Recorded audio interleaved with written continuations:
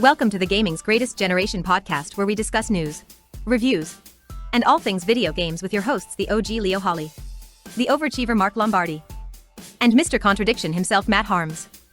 Stay tuned for ways to connect with the G3 community, contribute to the show, or tell us about your greatest gaming experiences. Now, let's get to the show.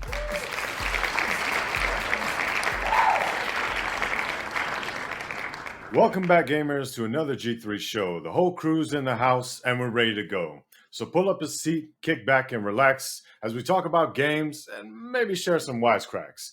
You've been so amazing listening in on the show. There's only one way we're headed, and I think we all know. Now, you may have noticed that there's something quite new. Starting with this show, we've added video too. Now, this show started off as a podcast of passion, but if we don't end up first, we'll wind up the last one. As we work to get better and build up our brand, you too can help us out with the swipe of your hand. We don't ask for your money, and we don't seek out fame. The biggest thing we could ask is you remember our name.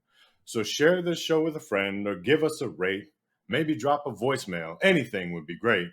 Now let's get to the show. There's just one thing left to do. Let me say thanks again and introduce the whole crew.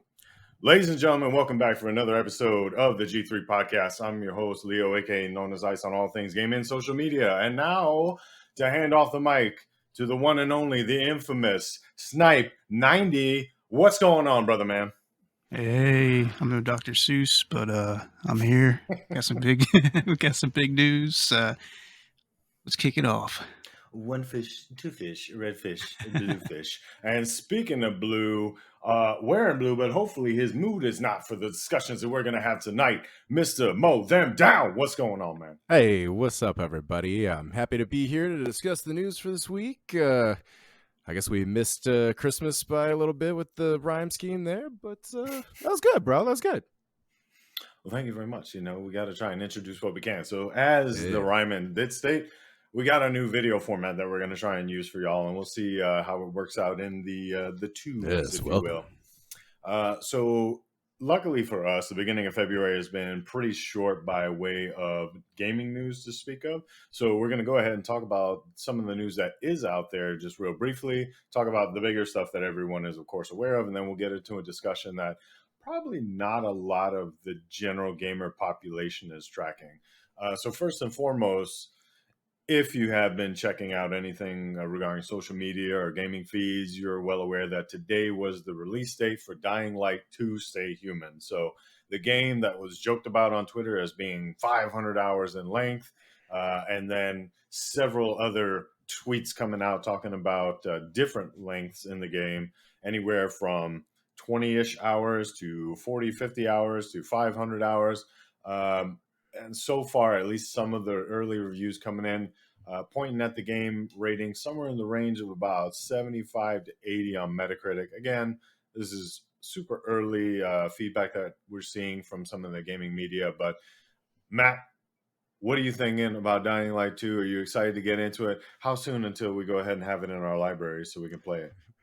That's a good question. I am excited to see that it's finally come out. I did enjoy the first game, although I still need to actually get back and finish it.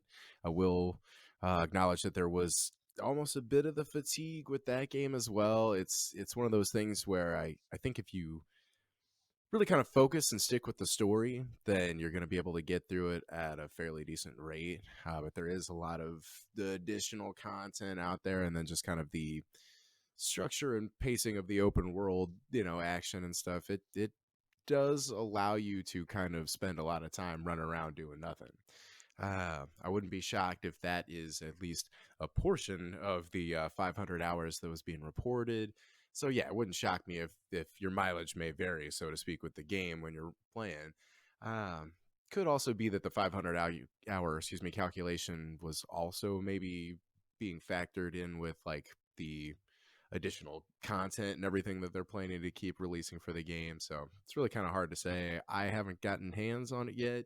I'm sure that we will relatively soon, but do need some people to play co-op with. So hopefully Mark will have some better luck with round 2 on Xbox Series X acquisition, and we'll be able to get that going. Yeah, I'm back to square one on that little mishap. But Pretty terrible, we'll man. let's just say it was a lengthy month ordeal, but yeah, back to square one. See if I can scoop something up because got to play with the homies. Yeah, so Mark, what is Dying Light 2 something you want to play with the homies, or is it just out of your league when we're talking about the type of gameplay loop and the time that it may take, even if it is only 20 to 50 hours for a single run through? I mean, it's got a little grind to it, but I've been watching videos since I've been home on YouTube, couple little play gameplays. So, I mean, it's something I can get into. Okay, excellent. Matt, I what would. else you got? I was just gonna hop in and say, thinking about it, difficulty choice may also factor into that as well. Yes. It's not hard to get wrecked in that. At least as far as the first game went, it's real not hard to get completely destroyed in that game, depending on how you're playing.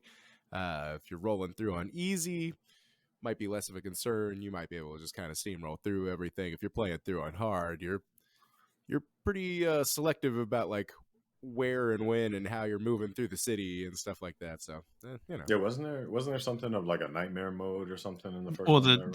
well, the the night, nighttime day and itself, night, yeah, it's different. Yeah. yeah. Okay. The real zombies come out at night.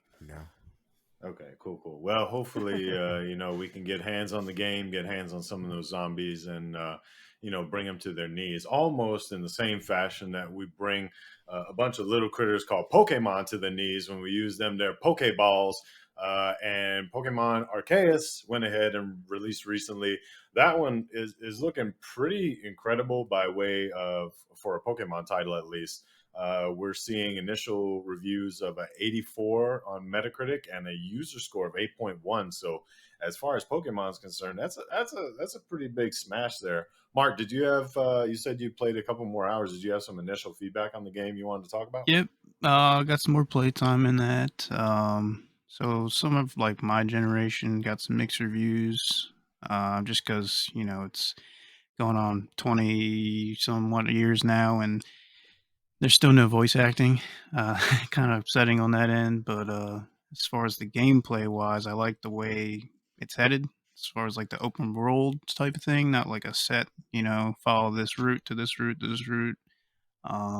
Giving you actual quests instead of you know just little nitbits here and there, and then of course the actual battle sequences they switch that up a little bit, so there's more like it's more of like an open field sort of battle like you would see on like the TV shows or like the movies and stuff like that. So they're moving in the right direction, but it's slow.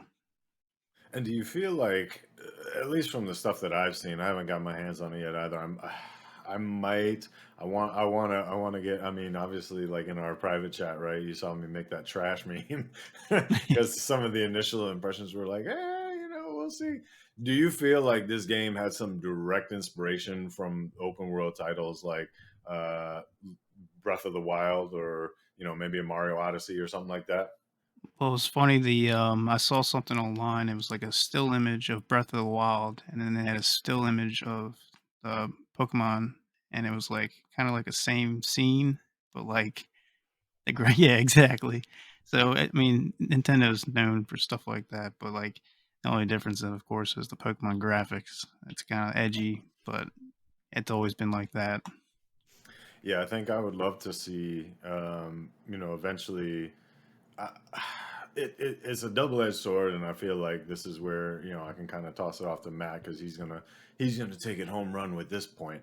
I am a little concerned that Nintendo is gonna start seeing the popularity with like a Breath of the Wild, and now implementing a similar mechanic in Mario Odyssey with the open world thing. Now they're doing it in Pokemon Arceus. We've already kind of seen some of the initial feed talking about Kirby and the Yep. Forgotten Lands, like the open world thing. Here we go again. Like, are we turning it into maybe like an Ubisoft with like recycling the same mechanic over and over, albeit an open world type thing? Matt, uh, Mr. Sit on the sidelines, not yet jumping into the deep waters there, the Switch.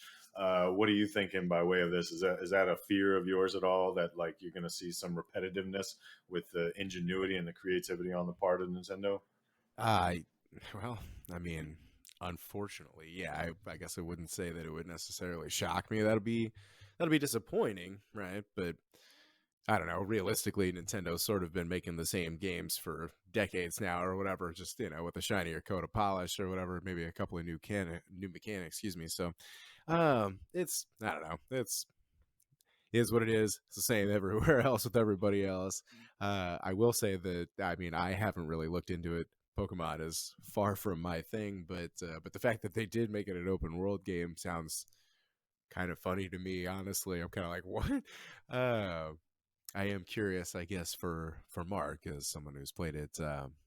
Regarding the combat change you were mentioning about how like now it's more of a open field as well, or whatever you were talking about.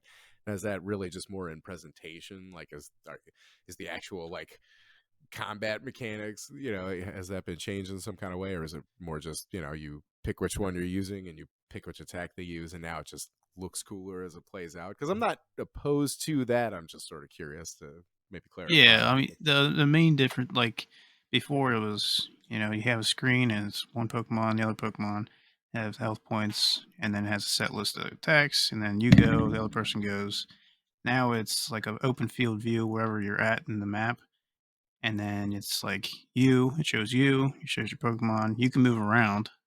Yeah. And then it has like the fight sequence, as well as like different other options, and then they implemented so before it was like, turn, turn, turn, but now it's like you have these, sections where you can maybe attack twice. They call it like some type of agile thing. So like they're kind of mixing it up a little bit. Going the Final Fantasy route.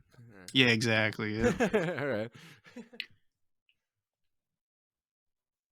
All right, cool. So yeah, hopefully we'll see that Nintendo doesn't, in fact, lose that creative train. We'll see how Kirby and the Forgotten Lands comes out. I think we said that's a pre-order now for March release, if I recall. But we'll see. Fingers crossed that we'll still continue to see that which makes Nintendo super creative and able to collaborate, maybe among their studios, but still have some individual identity. But speaking of collaboration, yet having individual identity, we got the news that there's now finally some collaboration between Discord and PlayStation. So everyone, at least everyone in the know, was kind of aware that late last year, I want to say it was in the fourth quarter, there was discussion and PlayStation actually formed something of a partnership with Discord. There was some investment talk and whatnot. But so now the news came out. I didn't want to specifically go PlayStation Wire on this one, but we have from our article source, at least in Tech Radar, talking about we finally have at least some initial signs of that integration coming out. Not exactly what everybody would hope for. So we're still not at the stage where we can go ahead and download Discord onto our PS4s, PS5s, and have cross-platform conversations with folks. But you can at least associate your PlayStation Network ID with Discord. So that way, any of your friends that are on Discord can go ahead and see, oh, hey, Leo's on Slay the Spire for the millionth time on PlayStation 5, right?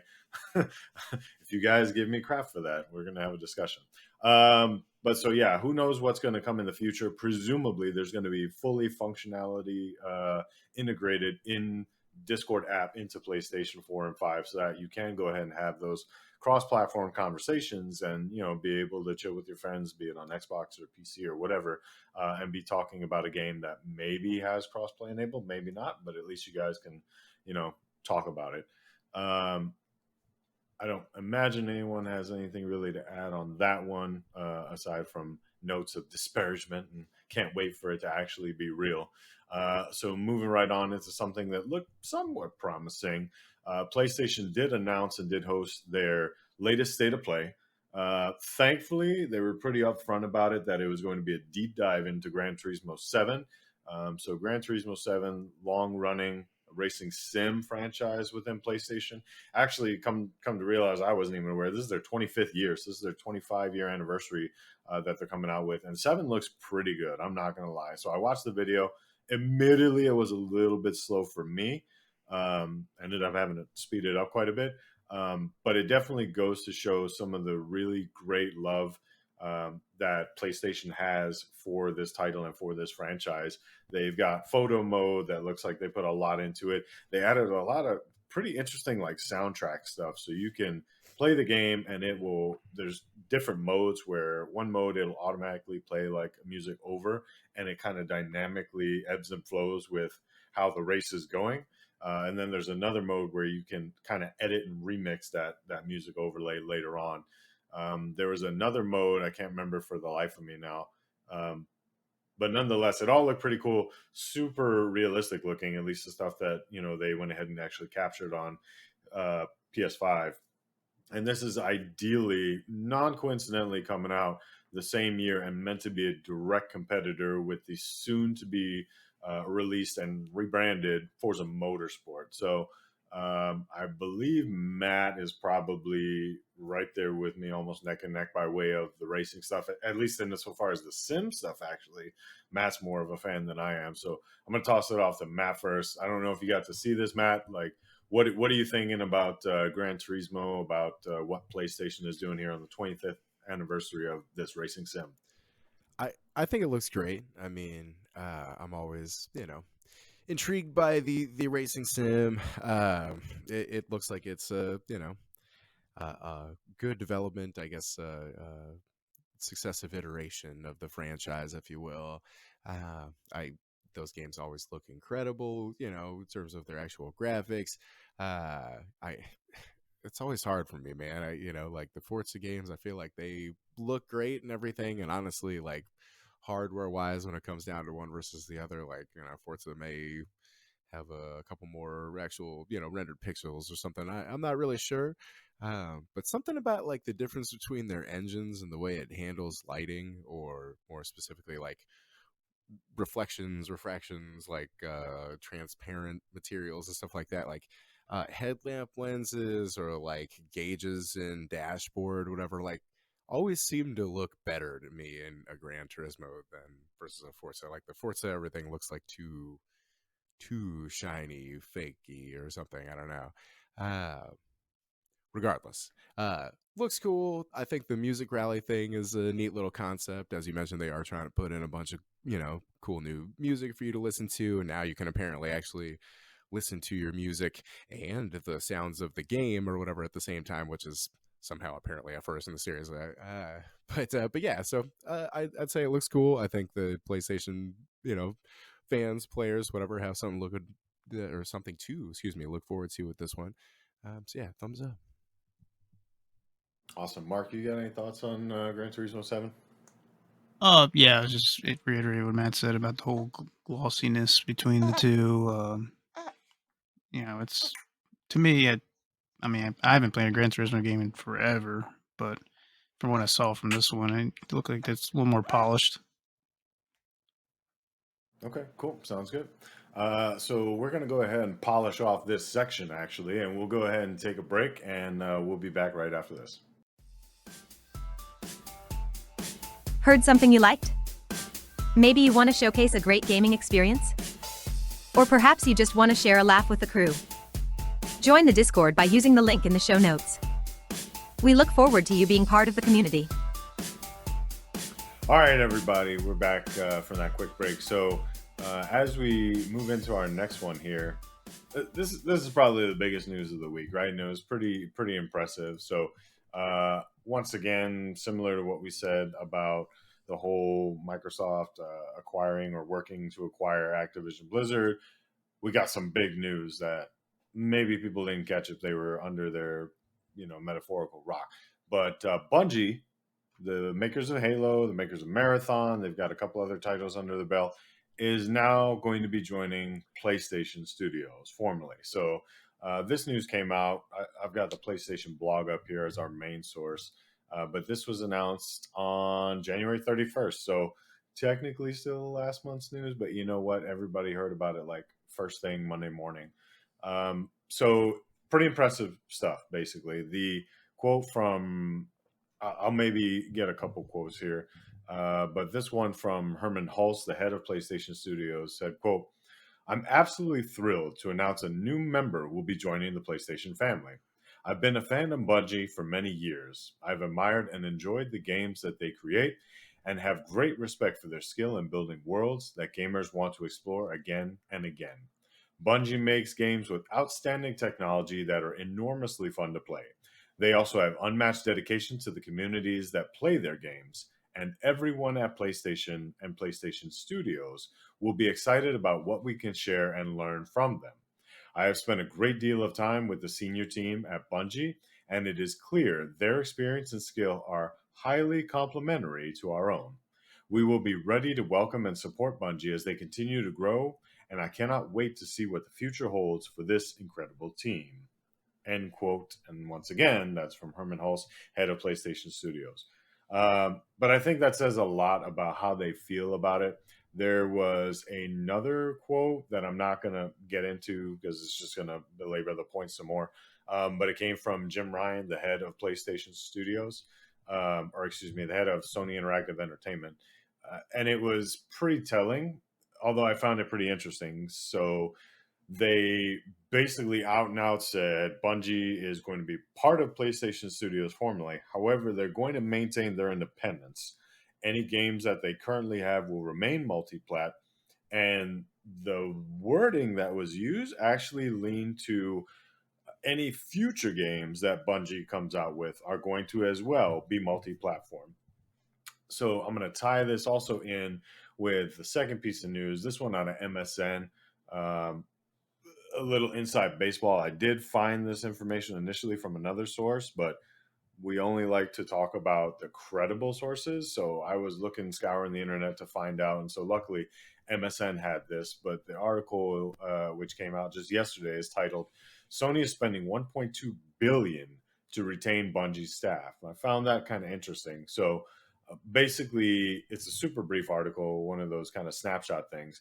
But it talks about how essentially, instead of what we think we may see when there's a major acquisition like this take place, because mind you, Bungie is like one of the biggest, or was one of the biggest independent studios that was out there with hundreds and hundreds of employees. They've had a lot of manpower behind their primary title right now being Destiny 2.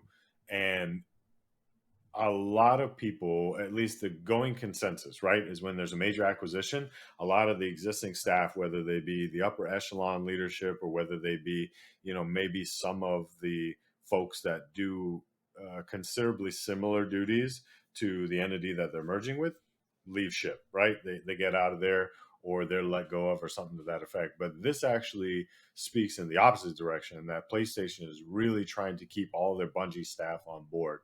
And so the big things, the kind of talking points that I want to go with this one, if we could, is one, this is awful interesting considering what we just talked about in the last episode, where PlayStation Studios, another one of PlayStation's first party studios, I mentioned about that hiring position for an ongoing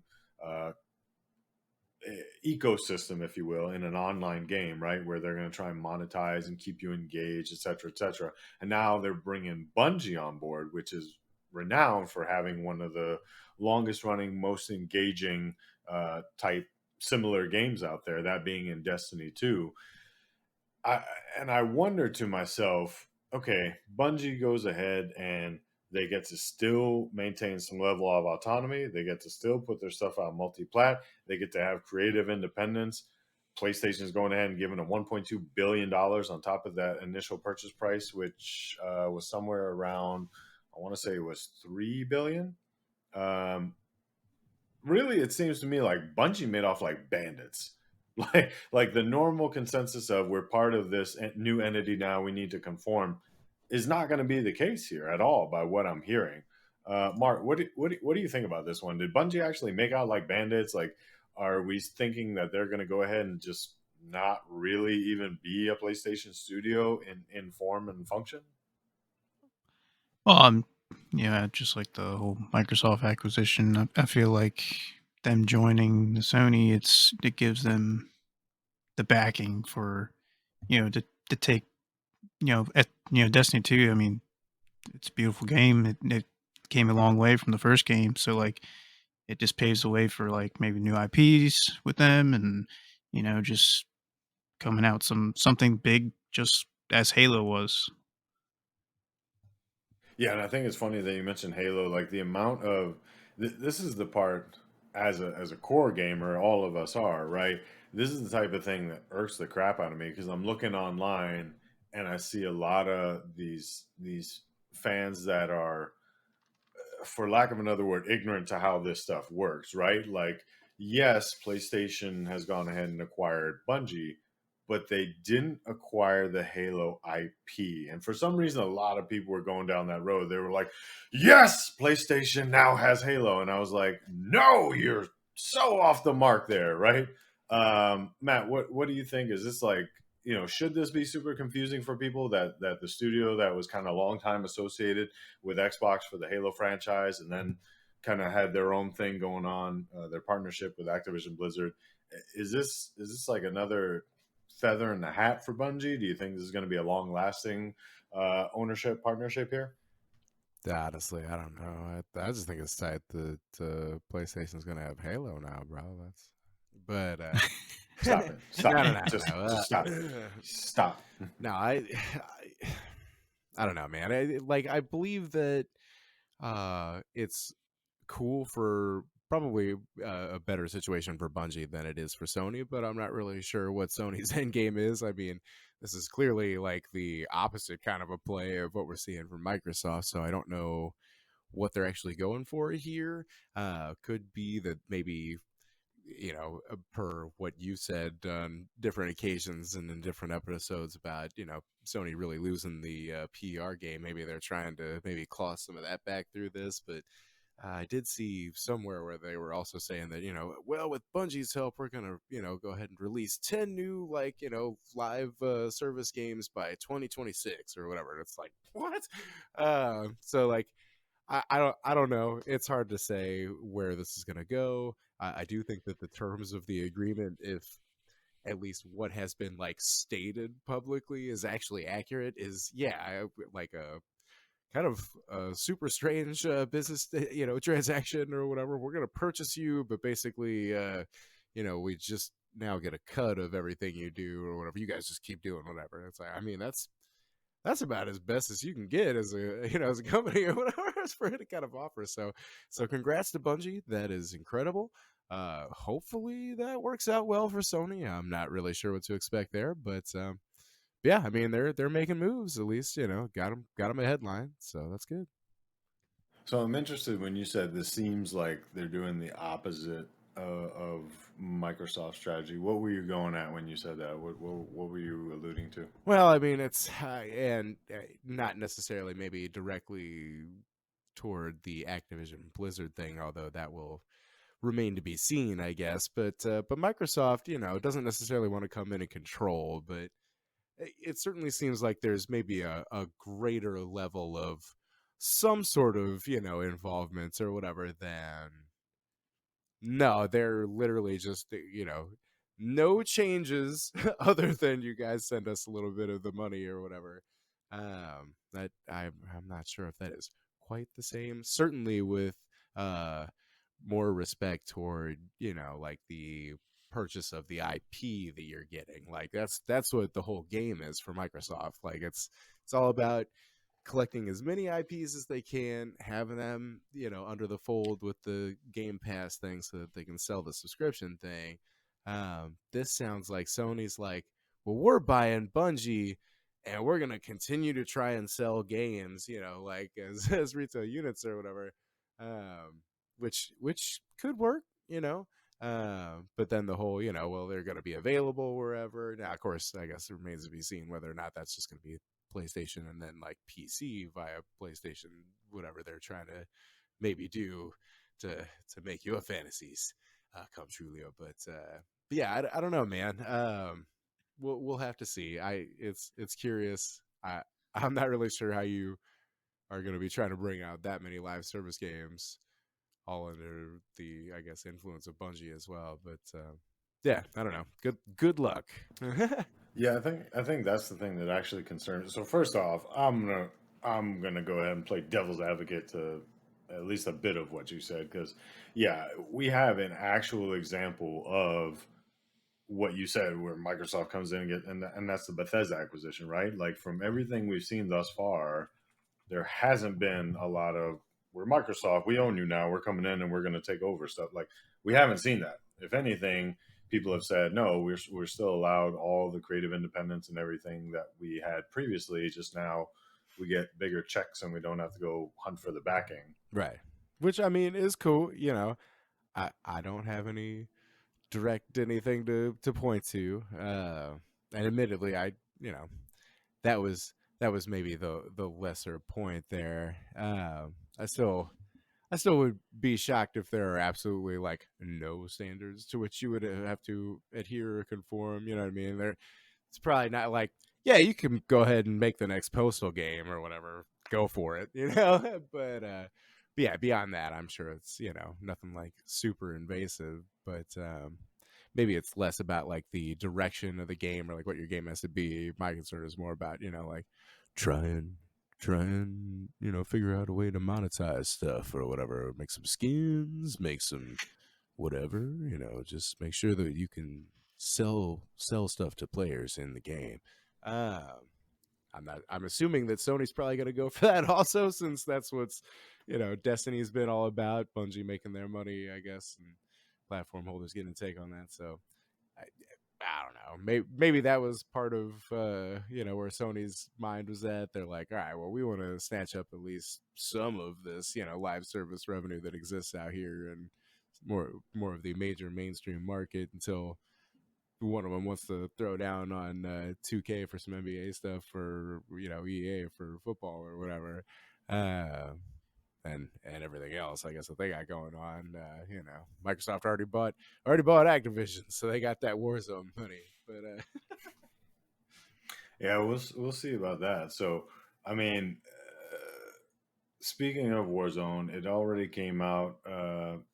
We didn't have that specifically slotted for any news this week, but it came out how Microsoft has confirmed, if that acquisition continues to go through uncontested, that we're going to see the continuance of Warzone multi-platform. We're going to see at least the next 2 iterations, I believe, 2 years worth of Call of Duty franchises that are going to come as well to PlayStation. Then after that, everything's kind of up in the air once the contract runs out. So presumably, there is an opportunity where Call of Duty will eventually no longer show up on PlayStation. And we talked about it previously, where PlayStation was literally, or excuse me, Call of Duty was literally like the number 1 and number 3 selling game on PlayStation this past year, and kind of has consistently held that top 5 ranking spot. Mark, do you think that this was acquisition particularly for PlayStation to go ahead and kind of get the ball rolling on them setting up maybe their own shooter or something where they can kind of pick it up and, as Matt alluded to, have another big picture kind of live service game to keep their fingers in you? Yeah, I think this is a good move for that reason. Bungie's well known for their FPS games, so they can easily come out with something X months later from now and be like, hey, it's a PlayStation exclusive, come play such and such game. We'll make 6 games later and keep the audience going, and then of course they'll have all their Destiny players will move on to that game, and then they'll come out with the expansions. Yeah, I mean it's good on their part. Yeah, definitely. I think we can all agree. It sounds very much, I liked, was 3.6 billion that acquisition went down for. I really do feel though like Bungie came out like bandits out of this one, because they're not really held down, so to speak. Yeah, PlayStation went ahead and put a ring on it, but it doesn't necessarily mean they're limited in that regard.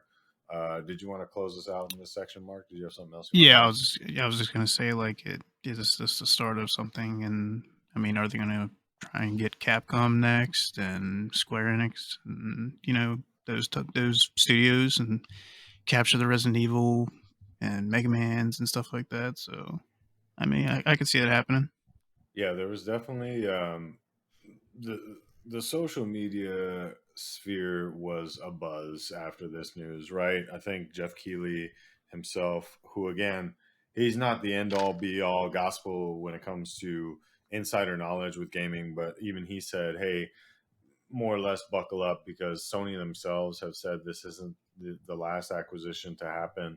Microsoft still got some money, though we think that they may lay low on the acquisitions for a little bit until the Activision Blizzard stuff rolls through. But that almost leaves PlayStation wide open, where this is almost like a strategic move. Like, cool, they went ahead and they got this big name, spotlight type deal. They being Microsoft with the Activision Blizzard acquisition. But meanwhile, Sony can go ahead and work over here on the side and kind of make whatever wheels and deals that they want to. And presumably, at least as far as some of the insiders have said, we're going to see some more of those come to fruition here this year, somewhat short order. So it really does kind of go back to that whole this war, if you will, this arms race, not being about consoles, but about content.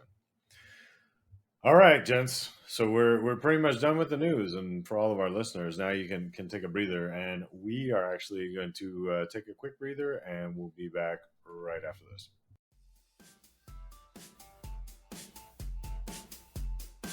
Want to contribute to the show? Maybe you want to try your chances at a question being aired? Give us a call at 702-690-9292, and you might find yourself so lucky. All right, gamers, we're back. So going into our last section today, we want to talk about something that is pretty important and funny enough. I think we went ahead and our very first official episode, where we tried to recap stuff from 2021. This was one of the big sections that we talked about, although I feel like, if I recall, maybe something happened, the audio was distorted. But the Academy of Interactive Arts and Sciences is going ahead, and they're about to have their 25th annual DICE Awards coming up. So some big things to take away from this. The DICE Awards are big in the sense that they're the game awards that matter. It's the awards that are voted on by members of the actual game development community. So where the Game Awards is voted on by media outlets and media personalities based on what they got to play, et cetera, and maybe there's a fan vote in there. This is like by devs for devs kind of real award. deal. So the real deal. So again, like the Game Awards are great. You see the stickers and everything slapped all over the PR stuff for games. We won Game of the Year, et cetera, but rarely, I think, do you see stuff like that in similarity for the DICE Awards. But the DICE Awards, at least to me, it matters because, again, it's a game recognized game, if you will, right? And they but rolling into it real quick. FUBU Awards. No, they didn't. You're going to get us banned on so many platforms. So, anywho, a couple of big pieces as we roll into the actual nominations for Game of the Year. Ed Boon, co-creator of Mortal Kombat, he's actually been selected the 25th Hall of Fame inductee for the Academy of Interactive Arts and Sciences. So that's huge, because that is the actual industry recognizing this guy. So if you're not familiar with Ed Boon's work, he's currently the chief creative officer at NetherRealm Studios. They make Mortal Kombat franchise. They make the Injustice franchise. Prior to that, he was part of Midway back in the day. And so he worked on a lot of the arcade games and a lot of the console games that came out that were published under Midway. Some previous recipients of the Hall of Fame award include Bonnie Ross, Todd Howard, Hideo Kojima, Dan and Sam Hauser, and Tim Sweeney. So these are all pretty big names. I know that's more inside baseball, kind of for some of our general listeners, but these are all big names in the industry. So the fact that Ed Boon gets to now be, Miyamoto is in there. So the fact that all these, Ed Boon's getting recognized as part of these very renowned individuals is really great for him, and so it's a lot of great work. And so when they go ahead and they have the DICE Awards, I believe it's coming up later this month, then he'll get acknowledged for it. Also receiving some acknowledgement is going to be Phil Spencer himself, Uncle Phil. He is going to be receiving the Lifetime Achievement Award, and so you could pretty much imagine what that comes from. Highly recommend, and I can probably include the links for these in our show notes, but highly recommend that folks go ahead and check out some of the accolades and the history to both these individuals, because these guys were and are really big names in the community at large right now. Phil Spencer, I think it's kind of crazy because for being, at least from my perspective, for being in the game industry for something like 30 years, I never heard about him back when because obviously he was at the lower levels, but I would lay down the sword and say, I don't think I know or have heard of somebody else in the games industry who's had such a profound impact and done so much in such a period of time with the titles that he's held, particularly with the higher leadership levels at Microsoft. So, Mark, what these two guys, we're about to roll into the Dice Awards, but these two gentlemen being acknowledged for their contributions and everything. What do you think about this one? Are these good takes? Are we are we happy for these guys? I would hope. Yeah, not too well. Mortal Kombat's Mortal Kombat, but like Phil from doing what he's done in the past. When did he start with Microsoft? Like 88 or something. Like 88 as an intern. Yeah, so like he deserves it. I mean, he's been there so long, all the stuff. Just this past year, like, hey, give the guy something. Yeah, I think for looking at again, like I might have fluffed him up a little bit there, but literally for all the impact that he's had from thinking about just this last generation, right? From 2013, taking over the helm of the ship, Xbox was getting beat down in the media, was getting beat down by PlayStation as a competitor, and somehow they turned it around to where Xbox is a household name once again.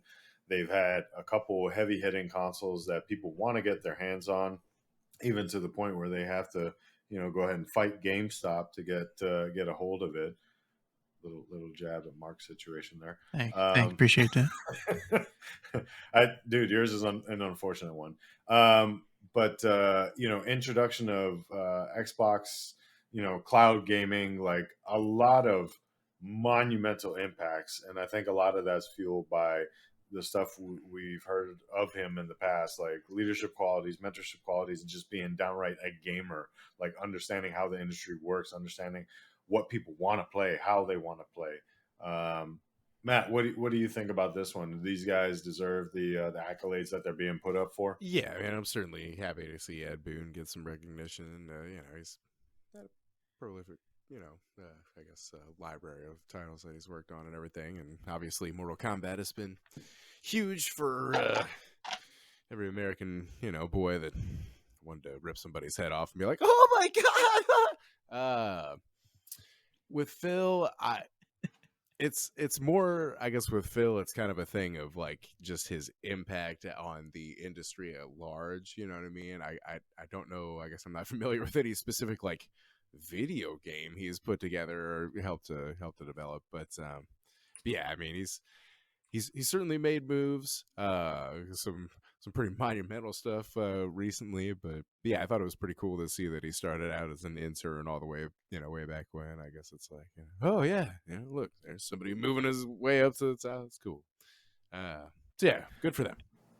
Yeah, I think if I recall, it's not listed here under the DICE information, but if I recall, I want to say he started as an intern. He was working somewhere in the Windows team, and he had a role to play with some of the generic stuff like Minesweeper and Solitaire. I don't say generic in a negative way, but like stuff that you don't. Those are huge back in the day.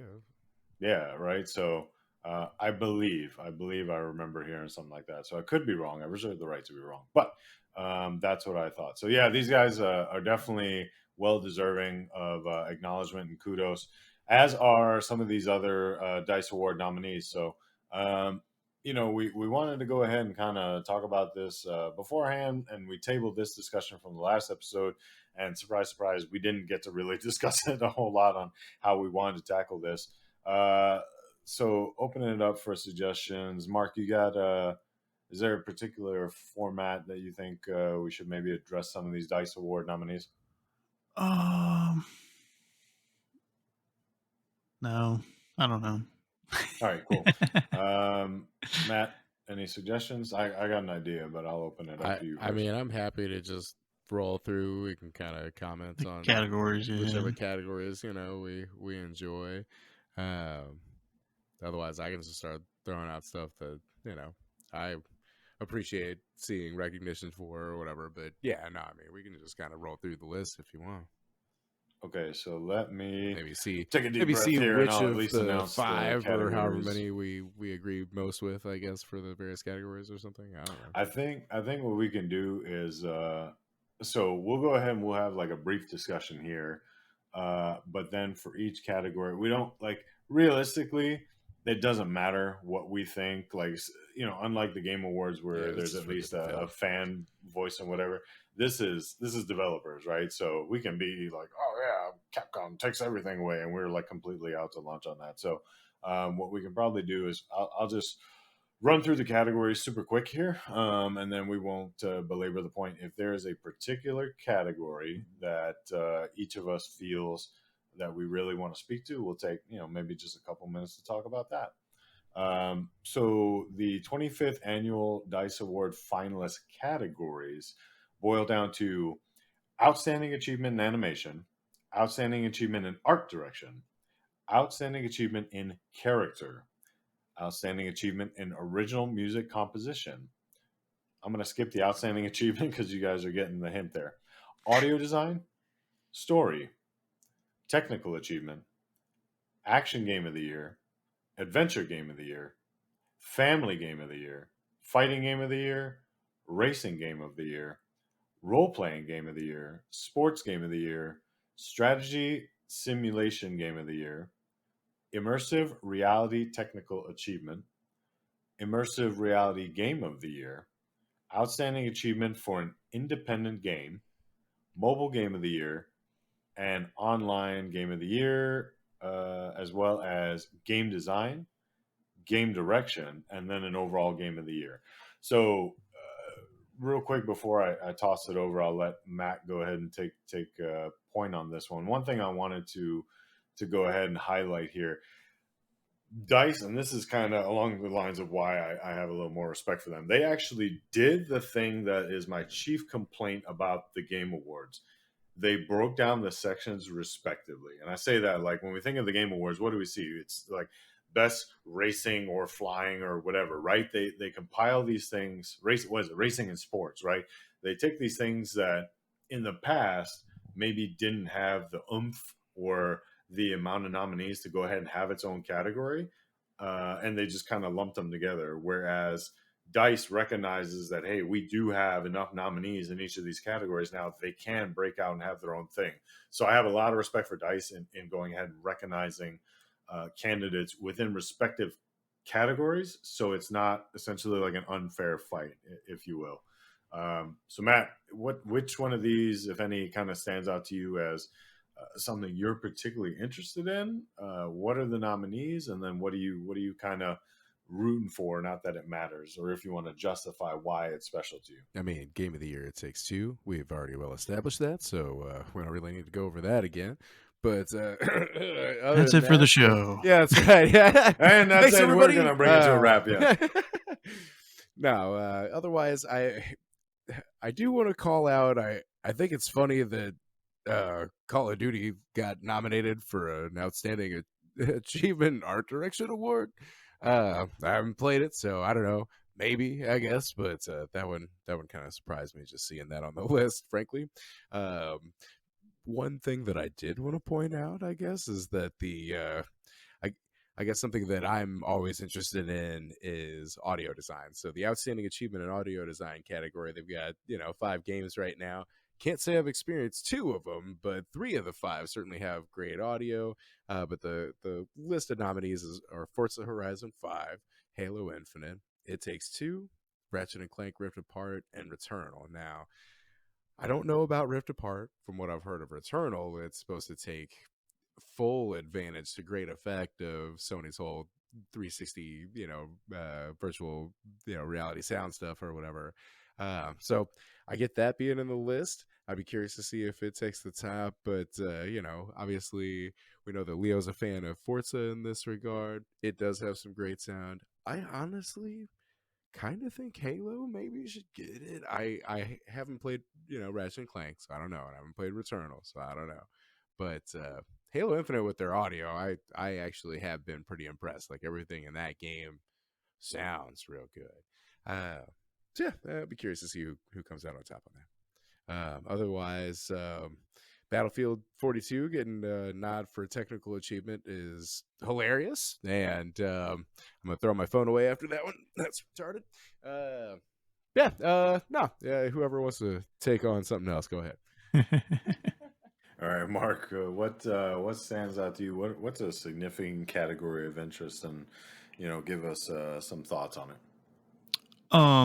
Well, I'll touch base on the Nintendo, I guess, but the family game of the year, I feel like they hit the nail on the head with those nominees. Kind of on the fence with Ratchet and Clank. I mean, I haven't played it, so I'm not entirely too sure how family oriented it is. But where's It Takes Two?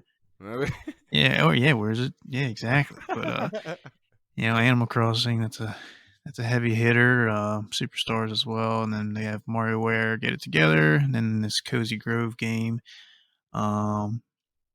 When I'm seeing it, I'll make a point that there's a lot of duplicates per category.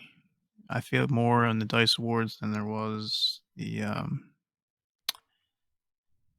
drawing a blank here. The Game Awards. Game Awards, sorry. So like I feel like every category almost has Deathloop in it and Returnal. There's a lot of overlap, yeah. Yeah. So I mean, I hope it's not one-sided for like multiple categories, but I don't know. I feel like the voters are different in this this than the Game Awards. So like, we covered the Game Awards and we were way left field on some things. So I'm hoping, it's more true for the DICE Awards. I don't know. I think we did all right. Like looking back at it, it was like 50-50. Yeah, I mean, we could have done way worse. It was more of the lines of like, how, like, what? Yeah. Okay, so for me, I will say, man, there's so many that are impressive to me here. One, I think it's funny because you mentioned me and my love of Forza Horizon 5, but funny enough, the racing game of the year category is only 3 games. It's F1 2021, Forza Horizon 5, and Hot Wheels Unleashed, and I would bet money on who's going to win that, right? So the one that Hot Wheels where did you go? Yeah, where did it go? It's also interesting because it's such an older expansion.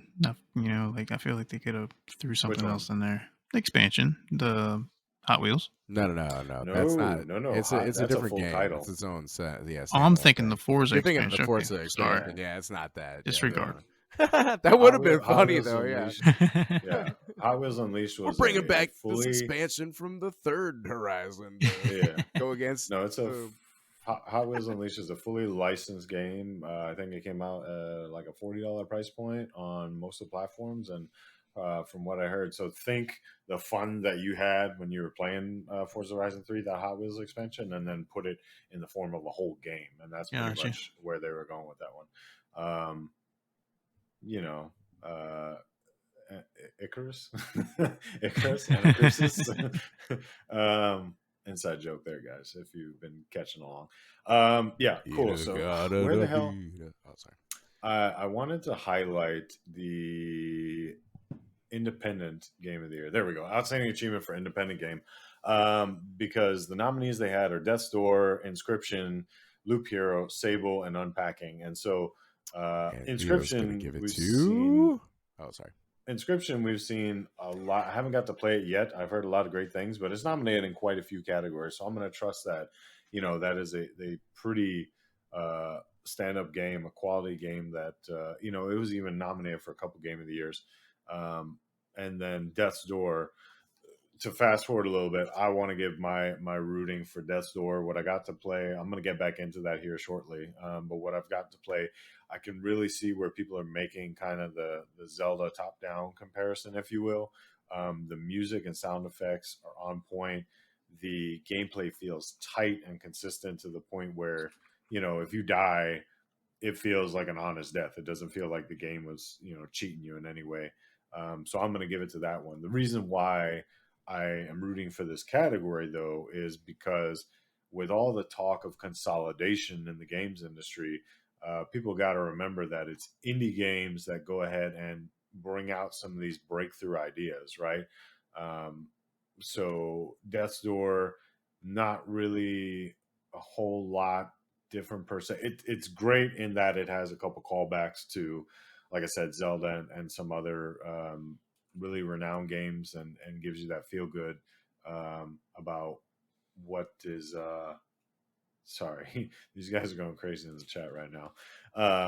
But it gives a lot of good feelings in that regard. And so to wrap it up, we all can kind of give some thoughts here on the Game of the Year. The nominees for Game of the Year being Deathloop, Inscription. Well, before I get into that, Mark, did you have something on the indie stuff or? Well, yeah, that I was going to touch base on the unpacking game. I don't know if you guys have played that. Not yet. No, not yet. It's like a little puzzle. Basically, you get a bunch of boxes and you have to unpack and put it in the proper spaces in like these rooms. It's I don't. Have you played Jordan Peterson's "You've Got to Make Your Bed" the video game?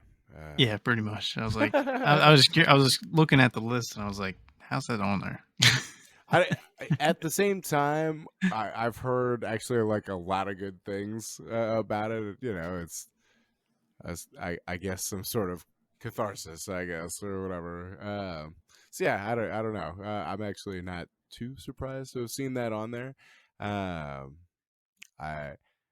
know that Leo's voting for the Death Door for sure. I have heard. Yeah, it looks great. Heard good things about Inscription. I can't remember what that game was, where like it's supposed to be like a head tracking thing and like you blink to advance the story, but admittedly that's probably pretty like low, you know, like exposure level, since you have to have specific, excuse me, or special hardware to kind of accommodate that experience. But yeah, I don't know. We all know you're not into the you know, getting the hardware. Hey, now I've, you know, I adopt when I can. Not trying to pay all the, you know, the scalper prices and stuff. So whenever the world, you know, assumes let the listeners know that you acquired this camera about 3 hours ago. That's right.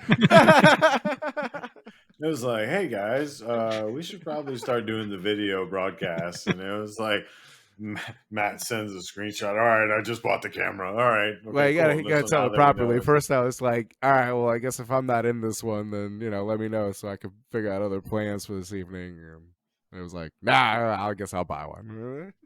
Yeah. All right, cool. So the Game of the Year, to bring it a wrap. So we said we've seen a couple things. This one I found interesting. I actually had to pull up the Game Awards Game of the Year nominees, and there's a little bit of crossover, a little bit of not. So once again, if you recall, for the Game of the Year, for the Game Awards, it was nominees were Deathloop, It Takes Two, Metroid Dread, Psychonauts 2, Ratchet & Clank Rift Apart, and Resident Evil Village, with It Takes Two taking it away for Game of the Year. Here with the DICE Awards, there is only 5 nominees, of which you have Deathloop, Inscription, It Takes Two, Ratchet & Clank Rift Apart, and Returnal. So we dropped the Metroid Dread in exchange for Inscription, let's just say.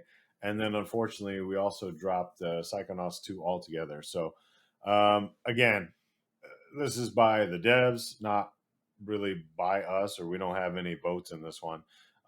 We're just going to skip Matt because we know automatically what he's going to say he's rooting for. Mark, which one of these stands out to you, or which one would you be happy to see go ahead and be acknowledged by the game development community for its accomplishments? this section I'd like to see, even though I cannot play it, but Ratchet and Clank. Leo, one day when you start it, you have to tell me how it is. But from what I see, it's gorgeous. I'm gonna like go I buy it. love It's on that sale game. again on PlayStation. I'm gonna go buy it right now and just start playing it. Just be like, Mark, it's incredible. It's the best thing ever. You gotta get a PS5. And just be annoying as hell. Have that one get Good how my luck is going. Yeah. Oh man, I feel so bad about that. Oh man, seeing this. So I'll give everyone. I'll give the listeners a little backstory. So, Matt sent me a link for GameStop. Tell you what, let's hold that real quick. Let's actually give Matt an opportunity all on right, the game thing, and then this will be the fun end of episode thing. Matt, It Takes Two, got it, cool. Yeah. All right, back to you, Mark. Go ahead, Matt. No. I mean, I've legitimately everybody's already heard me talk this game to death. So yeah, I'm hoping that one continues to roll right on through all the awards. Yeah, It Takes Two. It's a lock, babe. All right, I'm actually gonna go different on this one. Believe it or not, I think when I think about from a dev perspective, when they look at the intricacies on what it takes to develop a game, how you have to mold all those things together with direction, design, sound, and whatnot. I actually have heard a lot of great things, and I feel very strongly that they're going to go with Returnal. I think it would come down to Deathloop, but Deathloop, from what I've seen, doesn't have as much oomph, if you will. Like the loop itself, the story loop and everything is great and all, but it doesn't have the same kind of um, roguelike features that you'll find in a Returnal. So constantly enticing you to go back and replay the game and discover new things and build yourself stronger seems to be a calling card now for Returnal, and Returnal may eventually get held up there if it can, get to the masses being a PS5 only title and letting other people see it. Because unfortunately, Returnal and Ratchet and Clank Rift Apart are in the same boat where they sold a low number of copies so far, probably because of the lack of availability of PS5s. But I'm going to go with that one, and I think that we're going to see a lot of. I secretly hope that we're going to see a lot of developers feel the same way that I felt about It Takes Two. Like, great in mechanics, great in implementation, fell short in a couple areas, particularly story, at least for me.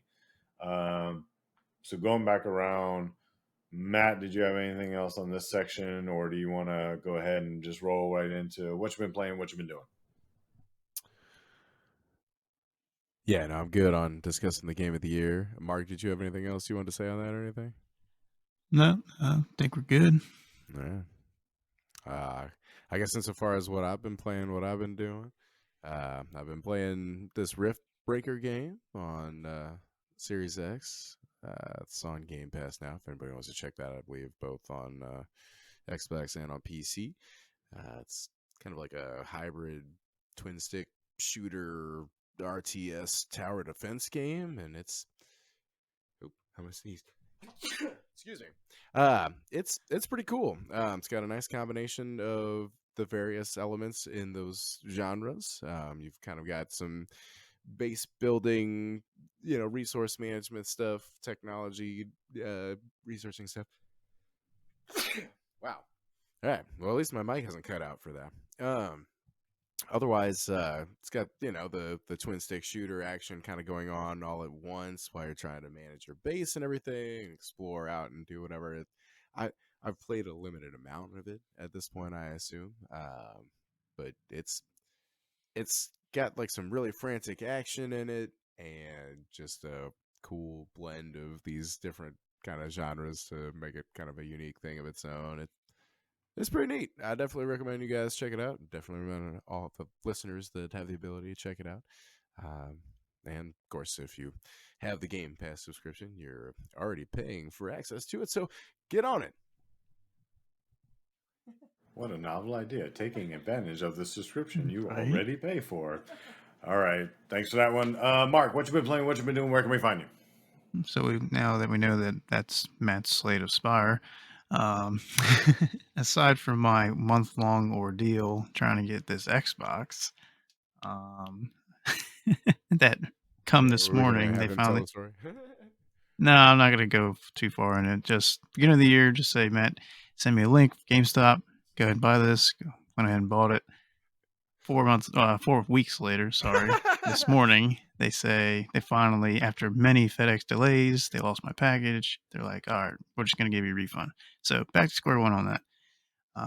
So aside from that, I was telling Leo earlier off air that been playing World of Warships. I'm gonna download this Rift Breaker game. Sounds pretty cool. So, but other than that, I need to start Death's Door. That's on my radar. So, yeah, that's it. My And bad. now it's I'm on gonna cut Game in. Pass. I'm gonna cut in real quick, and I will say, What's up? after the prior discussion, you guys give me to play a little bit of that Slay the Spire. Yeah, sorry. I will say that the anger card is definitely the one to get, but Real on the mend. OP, baby. OP. Yeah. Look, all right. Humble Games. If you're checking this out at all, holla at your boy because I want to see about getting some type of sponsorship because I've been talking about that damn Slay the Spire game like it's nothing. Anyways, all right. Yeah. So as for me, so I have not been playing a lot of Slay the Spire actually. So this week was hit or miss with what I got to play. It's been a lot of work on on the show side, trying to go ahead and luckily these gentlemen got me stuff that I needed. So we'll hopefully go ahead and be able to get the website up soon. Other than that, I've been working a lot of personal and professional development stuff. So that's taken some of my time, like education wise or whatever. Outside of that, I have been playing a lot once again on the PS5. So the wife and I have been really digging the Sackboy Big Adventure game. So she's a big fan of the Little Big Planet stuff. So we've enjoyed that quite a bit, playing a lot of co-op. And luckily, it's not like Overcooked where you want to just kill the other person. But it definitely entices you to do the co-op thing. Other than that, was playing some more Horizon Zero Dawn, some more Spider-Man Remastered. I'm like 60 something % with that game. So that's still knowing because I've already completed that game on PS4, knowing what I've got ahead. I still have quite a ways to go, but I hope to get all these done. And again, also go back to Death's Door and finish that one up. And then I did make a little more progress on Halo Infinite in the campaign. So I sit here and I say, like, I don't have a lot of time, and yet somehow I managed to squeeze all that in. That said, I did go ahead and purchase the Battle Pass on Halo Infinite. So I guess I better get into that before the season's over. But that's the thing I love about that game is that you can constantly go back and work on progress for your previous stuff. Other than that, as we said at the top of the show, this is our first video format, so we hope that you guys enjoyed. If we, you have a new opportunity to give us some feedback now. If you're like, damn, these guys are ugly, like I guess, kind of like that other guy's reference. Well, is it something with my face? Yeah, I don't know. I just want to just put one of these through your suck hole. You can give us whatever feedback you want, and if we'll you'd say, like to see thank Mark's you. feet, no. There's probably some Exclusive. type of paid Yeah, or exclusive. other subscription service. Subscription service. Prime membership. You can find it on your phone. Anyways, we're getting ridiculous now. But yeah, feel free to give us feedback. If you like when you listen to the podcast on your streaming service of choice, you should see a link for Anchor to go ahead and drop us a voicemail. So you can give us a voicemail there. You can call the phone. You can write us an email. Just let us know that you appreciate what we're doing and able to talk in this kind of forum and talk a little more in depth about games than maybe some of the other outlets will let you do. Please, other than that, appreciate you listening to our bullshit. Yeah. Yeah, sorry, exactly. So we're going to go ahead and wrap it up for episode 25 of Gaming's Greatest Generation podcast. So remember, Gaming's greatest generation is the one you guys are a part of.